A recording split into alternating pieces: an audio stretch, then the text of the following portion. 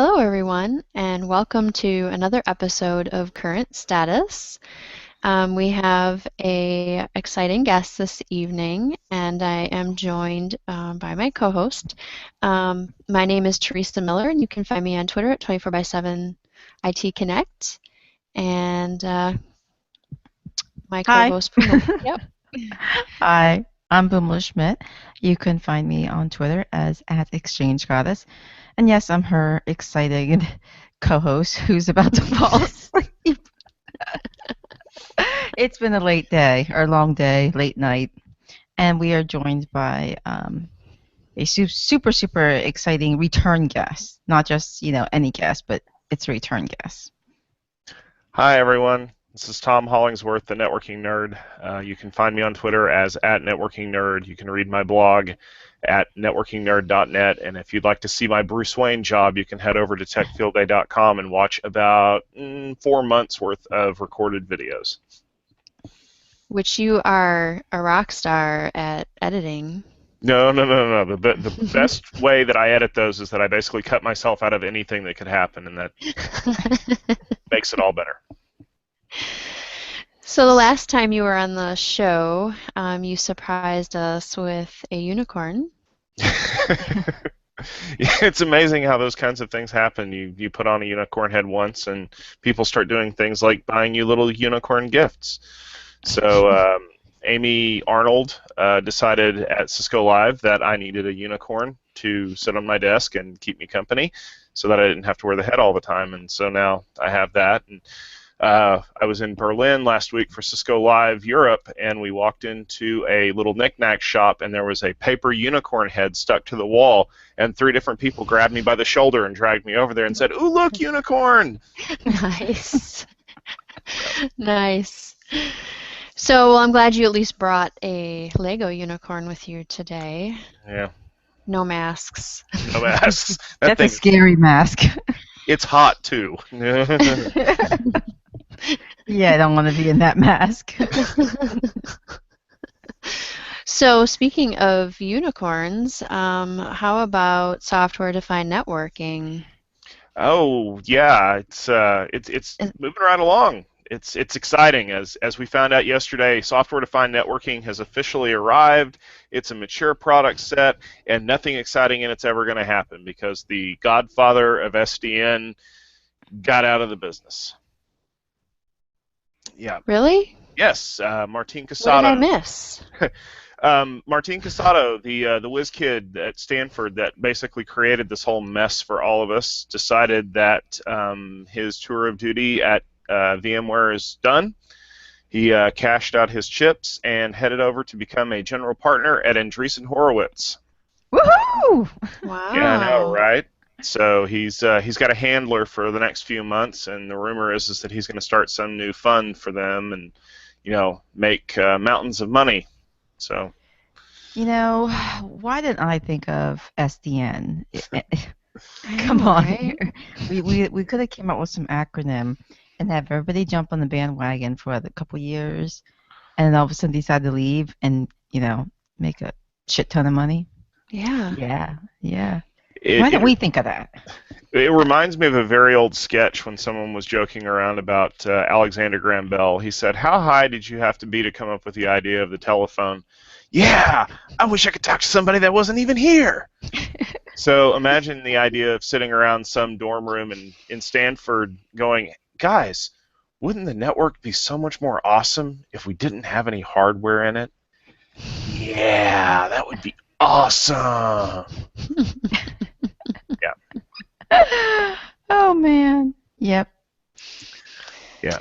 So there's no more SDN, and I guess there's no more show. That's it. I almost said it too. I'm like, so do we have anything to talk about? Are we done? No, it's Drop actually the mic. It's Drop interesting. the mic. Yeah, that's kind of what Martine did when he left. No, it's interesting that Martine chooses today, or well, technically yesterday, to make the exit. Why did he? I mean, like, seriously, why do you think he did? Do you think it's because it really didn't take off and no one's really believing the hype and the Kool-Aid and, it just hasn't come into life? No, it actually is the exact opposite from what I can tell. SDN has actually done a lot to kind of transform the industry. You know, we don't think about having to buy specialized circuits and buying these huge pieces of iron to run things anymore. Now we look at what we can do in software and True. things like NFV and stuff like that. I think that Martine suffers from the same problem that everybody who created something does, is that when you give your creation to somebody else to run, eventually you get bored and want to leave, or you see what people are doing to your creation and you want to leave. Right. And it's the problem that everybody has. If you look down through the list, if you look at Meraki is a good example. All the founders of Meraki left after the Cisco acquisition. If you look at a lot of the stuff that goes around, especially these really out there concepts that guys built or gals built from the ground up, after a while they want to do something different. They want to build something again, so they leave, or they go out and found a new startup and get bought again. They're bored. Yeah, exactly. Okay. Yeah, it boils down to there's no challenge anymore. It's like people that start businesses hate running businesses. Look how many times that the founder of a company ends up being the CTO, because they hate doing the paperwork and figuring out who gets paid this week and that kind of stuff. They'd rather concentrate on the tech. Yeah, that makes sense. All right, so you do feel that this is taking off and that it has the potential to take off Really though? still? I think it does. We last week at Cisco Live we had this really fascinating discussion about creating switch ASICs. An ASIC is basically a specific purpose integrated circuit. So instead of having a CPU to do everything like in a server, you build a CPU to do one thing really, really, really fast. A good example would be like a graphics card. A graphics card is a more specific type of processor. And the guy who's giving the talk actually builds these ASICs for Cisco, and I said, do you ever think we'll get to the point where we'll just get away from ASICs completely and just use x86 processors? And he said, no. What I can see happening is because of the fact that we can use software programmability now to take what an ASIC does and kind of reprogram it on the fly when we need to, I can see us using more like graphics processors, which are faster than general purpose CPUs, but still programmable to a point where we can start integrating more intelligence into networks and doing things like, all of a sudden it's the end of the quarter and everybody's trying to run all their billing reports. We need to dedicate more resources to getting information in and out of the database cluster. And so we can reprogram on the fly like that. So who do you see running with this technology then? It sounds like Cisco's a player. Yes. VMware. Well, it's funny that Cisco is, if you've looked at their track record for a long time, they just denied SDN existed. They didn't have a strategy, and then they kind of farmed their strategy out. Then the strategy that they came up with in the interim, 1PK, they just announced its end of life, and they're going with more industry standard ideas. VMware bought their way into this. So Nicira, which was Martine's baby, they paid $1.25 billion to acquire that, and they're turning it into their SDN story. But funny enough, NSX is actually being pitched in a lot of places as a security play as well. The ability to microsegment traffic between servers and things like that, it kind of helps ease that transition into, well, now we're going to let the server guys handle all the networking pieces. Yeah, but that's a war. It is. That's a huge war. In many organizations, that could be absolutely. Yeah, I've been in those wars. It's very, it's tough because the networking guys don't want to give up.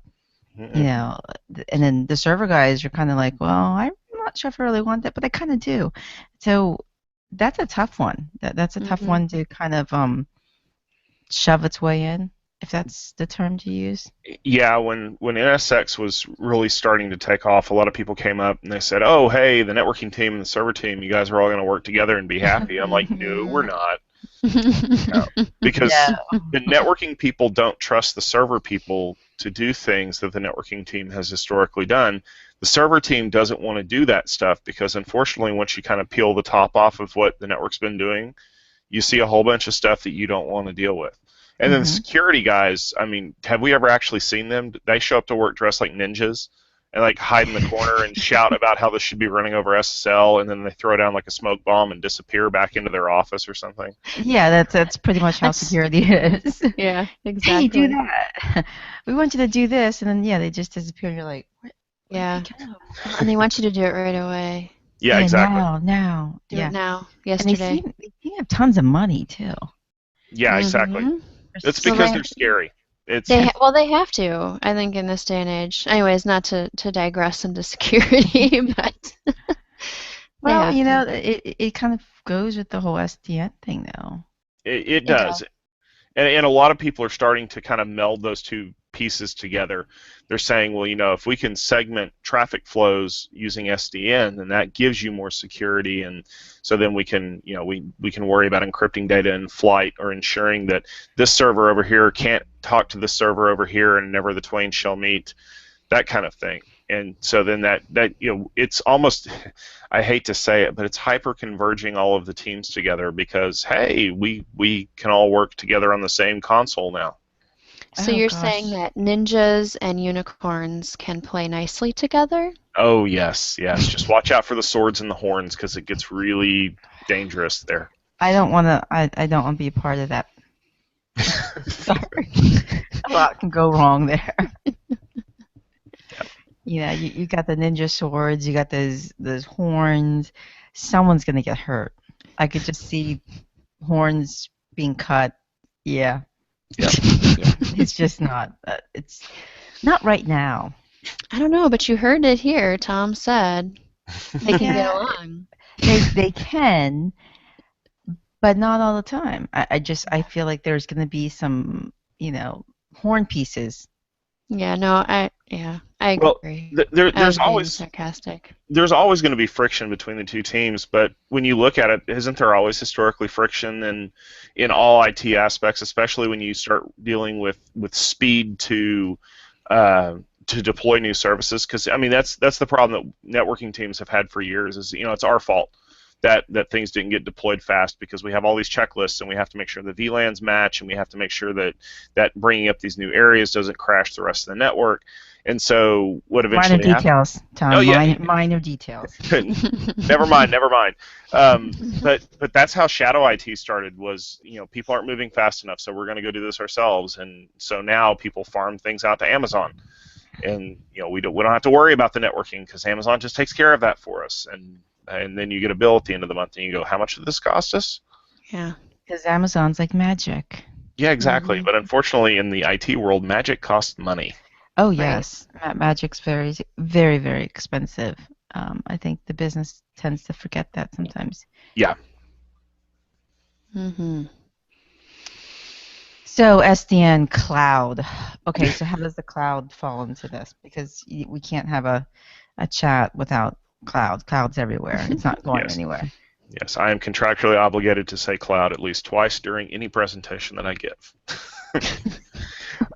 It's funny that, yay, we got it out of the way. All right, done. Next topic. No. Just kidding. It's funny that when we talk about cloud, I mean, we talk about things in Amazon like storage, and we talk about compute resources. Nobody ever talks about the network. Amazon gives you the minimum viable network necessary to tie things together. And it's funny because I stood on stage about a month ago at Tech Field Day 10. Theresa was there with us, and I got very religious about applications and how people that code applications horribly and expect me to fix their problems in the network should just stop. Amazon doesn't give you stupid networking tricks to fix your dumb application. You get the minimum necessary to communicate between servers, and you have to write code to fix their network oversights, I guess would be a good way to put it. Yeah, Okay. yeah, that'd be a good word. Yeah, I was talking to a friend of mine at Google one time, and he was talking about in an organization, if something happens with an application and and anybody thinks that it could possibly be the network, the network people get blamed, right? Because It's always network. It's always the network.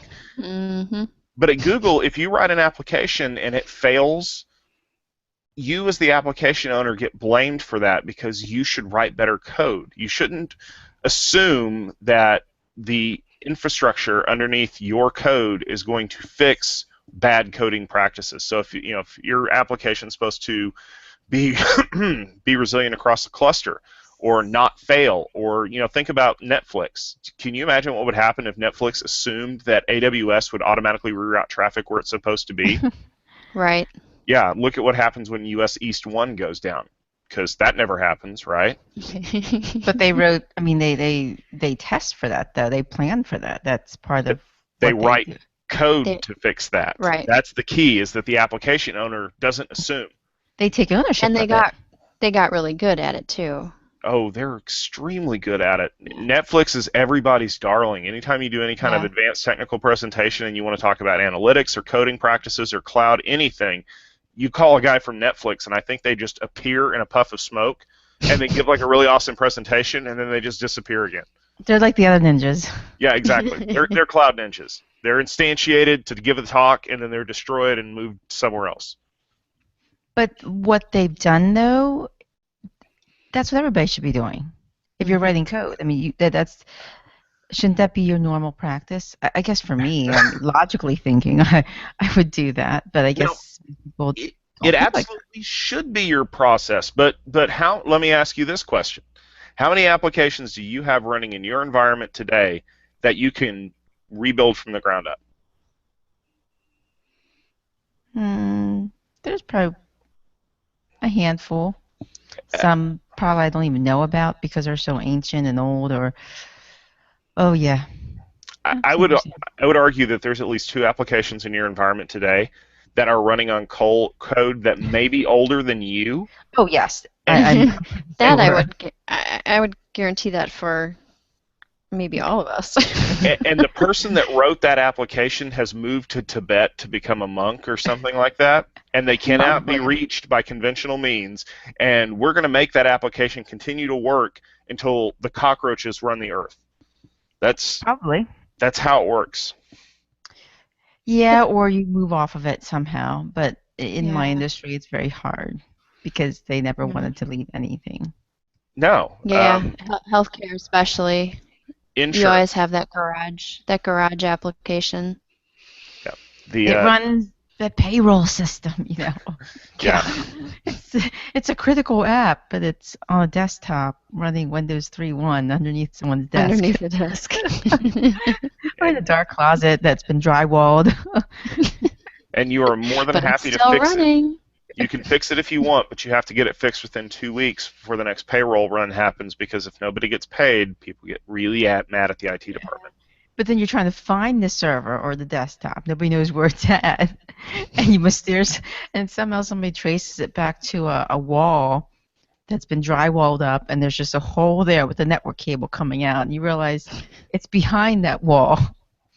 But see, that's where SDN comes into play, is because now we can tag where the MAC address is coming from, and we can do a visual route through the entire network and find out that it's off this port, and then we can go trace it down, and it saves time, and we don't have to hire interns to go knock down drywall. True. But someone's still have to physically trace that, though. Yeah. Here's that port, but where's that port go? They're still going to follow. They're still going to follow the cable. I'm thinking, they're still going to have to get there, and I'm in favor of the busting up the drywall. Yeah, someone's going to take the drywall out. I'm sorry, Tom, but hey. Software-defined networking is going to help you find it. Yes, but you gotta get it out of there. Well, does it tell you which floor the drywall is on?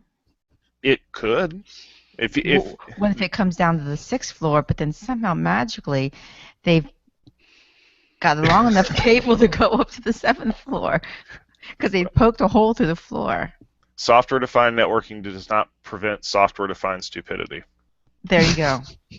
It's been done. Trust me, it has been done. Yeah.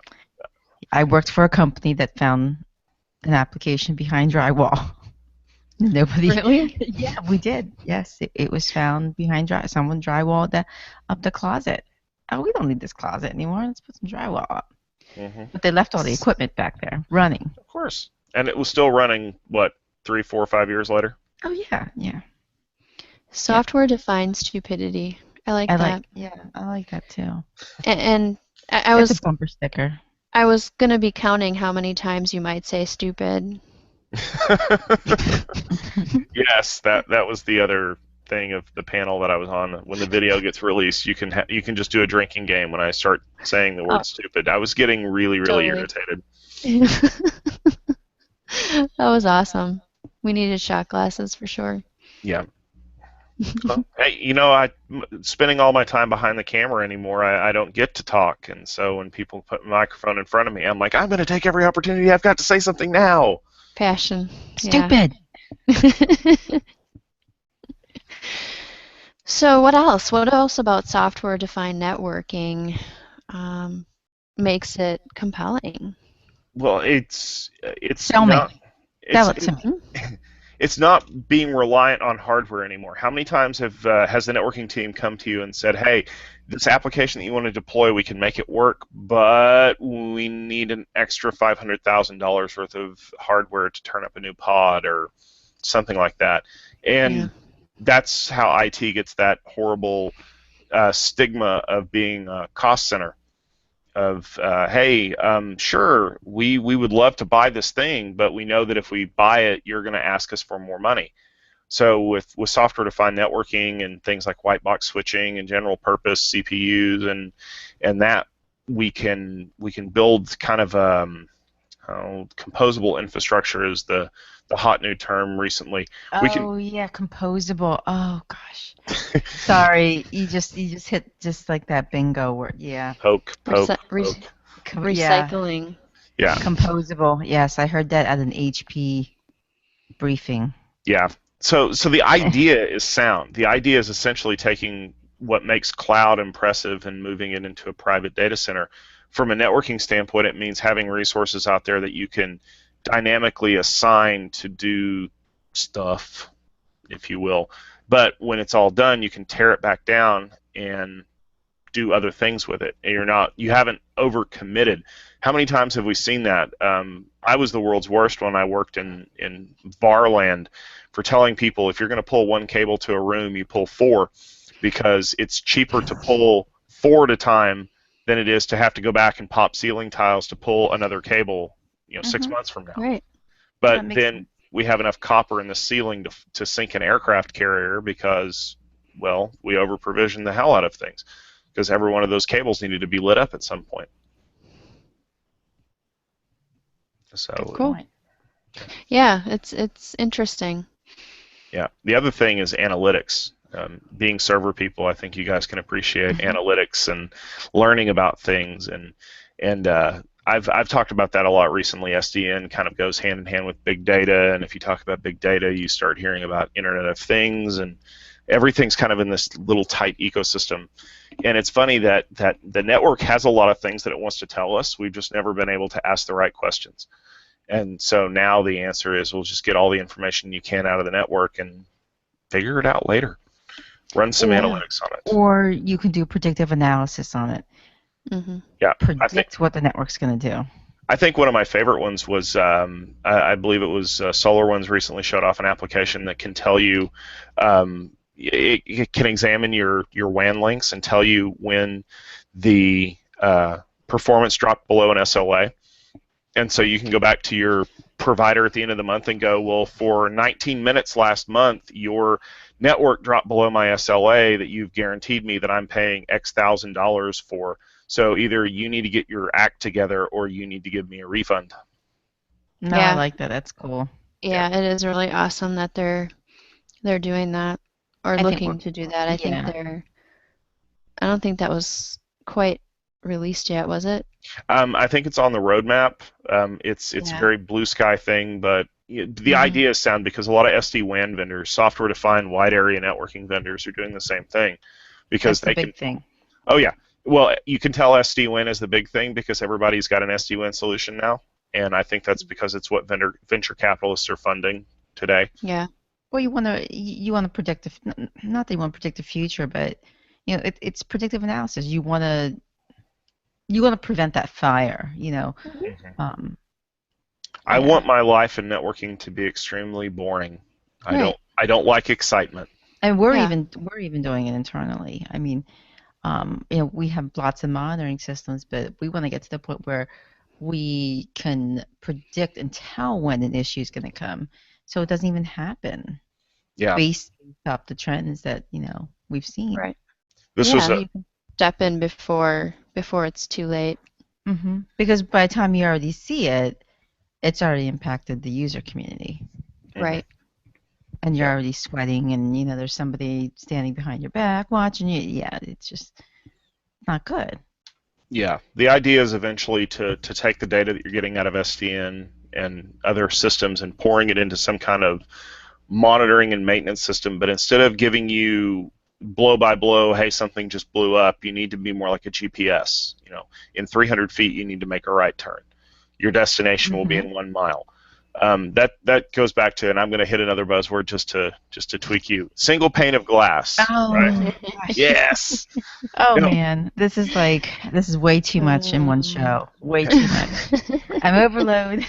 Yeah, the idea behind that is that because everyone keeps telling us, oh, single pane of glass systems. I'm just going to cram as much information as I can fit into a, 1920 by 1080 screen, and you're good to go. No, the idea is not to cram as much information into one screen as possible. The idea is to take all the information that you're being given, process it, and present a screen that says, hey, just so you know, you've got 2 hard drives that are going to die in about a week. Your network is running at 85% of capacity, and based on what we saw last month, on the 23rd, you're going to run out of bandwidth and things are going to start running slow. Make these changes now, and you won't have a problem. I've never seen any organization do that single pane of glass thing efficiently because you start getting too many cooks in the kitchen and they all want their stuff up there, and then it becomes that overwhelming mush pile of Well, information. actually, um, there are some companies, I won't name them, that are attempting that. And so, yeah, to your point, Teresa, you can have too many cooks in the kitchen. But if you've got a master cook or a chef, master chef in there that controls everything that's coming in, and gives that single pane view, he controls what's going up. It can be done. There are certain companies that are doing it pretty well. The company I work for actually does it pretty well. Um, it's it's actually pretty neat. I mean, we're actually doing things where we are getting into the whole predictive analysis now. The trending of the different applications. We're not there yet, but that's the goal is to be at the predictive analysis. But from an operations standpoint, the monitoring, we just basically have almost a single pane of glass. It's a pain in the ass. Well, that's we, nice. we, You we were, actually have a whole department. I mean, there's a whole team that just does that. And then, we have an actual operations team that monitors it as well. I mean, it took years to get to the point where we're at. It's actually pretty amazing what they've done. it sounds impressive. I've never seen an organization succeed. It always turns into, yeah, something that just never goes anywhere. But I think what's made it successful for you guys is the team. You have dedicated people. I've never seen anybody attempt it with dedicated Oh folks. yeah, we actually have an operations team Yeah, that monitors it, and then yeah. we have a team that just manages the monitoring systems, and we've got all sorts of monitoring systems. And then each application team works with the monitoring team to get your agents on. It's a long process, but it works. I mean, it took a few years for them to get where they're at now, but it's actually pretty impressive what they've done. Proud to Cool. say, actually, it's utilized pretty well. It's a pain in the ass, I'll tell you that. you know, to get some of the alerts and the threshold working, but those are pain points that you just kind of Work you through. yeah you work through and you deal with it. But at the end of the day, though, it is pretty nice to have. I think the key to any successful monitoring solution is to, like you said, tune the thresholds so that everything is right where it needs to be. But the other thing that's more important is, and this runs counter to what everybody believes, you have to turn off all the green lights. Oh, yes, yes. Because Yeah. green lights dull people's senses. This at my old job, White noise. we had a managed services practice, and one of the managers wanted all the green lights up on the status boards at all times. We had 8 televisions that were doing nothing but displaying static pictures of green lights. And Wow. I did a test. I went in one day, and I turned one of the lights red. And there was no fault. I just turned it red. And I wanted to see how long it took for somebody to walk back and forth through the room to find that red light and say, hey, is there something going on up there? After 4 weeks, I knew nobody was going to notice it because everybody walks in and they're like, oh, look, green lights. Oh, look, green lights. And the And only they time didn't notice the one red. the only time people care is when they get an alert on their phone or someone calls and says, hey, my tape backup unit just caught on fire. Yeah. Wow. I'm a big advocate of, tell me what, I want to know the critical alerts. If something's good, do I really need to know about that right now? Because it's going to cause too much white noise. Sure. I know leadership likes the red, green, yellow, but from an admin perspective, it really is about what's not working. Leadership likes red, green, and yellow for the same reason they like staring out at the Lexus or the Audi that's parked in the prime parking spot out front. It's a reassurance that all the money that they spent was spent for something decent. I want to get fired That's tomorrow. awesome.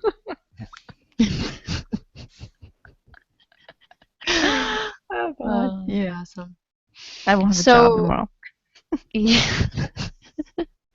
You'll be fine. He said it. You didn't. I'm going to cuff you, Tom. Blame me. I get blamed a lot.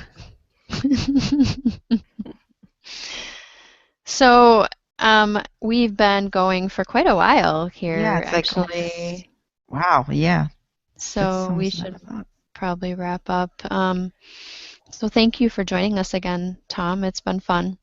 Oh, thanks for having me back. Thank you. I'm sorry if we're not as chipper as we were, over a year ago. Yeah, well, you know what? Like I said, this podcast has been going great. You've had some great guests and great topics, and it's not you, it's us. Yeah, well, Exactly. I'm just sorry that I'm doing this from my house and not a bathroom at a Mexican restaurant. So yeah, I know you can't beat that. I mean that's pretty much that's the bar right now. Yeah. Someone said that's right there, and no one has actually gotten to that level yet. No. I mean, yeah, the next person that does this. I mean, we've tried. We've had Fosters. I think that was pretty close. Oh yeah, we had Fosters. I think another close one was one of our guests joined from a quiet spot at Universal Studios on their phone. It was Citrix Synergy Week. Yeah, but the bathroom in the Mexican restaurant. Oh yeah, it's with hard the flushing the toilet in the background, it just adds to it. Yeah, that was the best. I'm just not sure if anybody can beat that. We're gonna have to have him back on the show, though. We, let's see if he can outdo it next time. But yeah, the bar has been set and it just hasn't been broken yet. Sorry, Tom. With your Lego unicorn, you tried. Yeah. As long as you tried. Tom's thinking of ways. If we have him back on. Yeah. We can do it. Like amusement park. I don't know. You can go. A rave. Just. Ooh. See, I'm too old for raves. All right, so we officially have a challenge for the next time you join us. I'll see what I can do. Yeah, you can go into the bathroom at a rave. Yeah, this episode of Current Status brought to you by DJ SDN. Nice. The bathroom of a tech conference. There you go. Yeah. We would get lots of You know, feedback. waiting in line, because you know the guys always have lines to the Yes. restroom at tech conferences. We get lots of input. Yeah, we would. It could be like it could be a community show. The bathroom line at VMworld or Cisco Live. Oh God, All right, that would be let's do awful. it. That would beat the Mexican restaurant though. Mhm. All Yeah. right, let's Okay. make it happen. Let's do it. All right. Thanks again, everyone. Have a great evening, and thank you for joining us at Current Status. Thank you, Tom. Thank you, Thank- Theresa. Good night. Good night. Night.